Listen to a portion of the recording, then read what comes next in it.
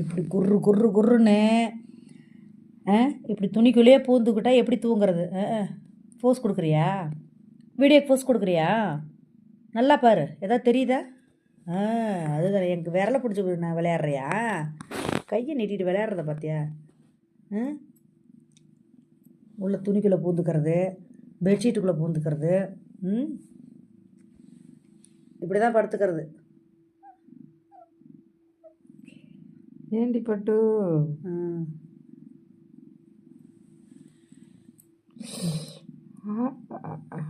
என்ன என்ன ஒரு விளையாட்டு பாருங்க.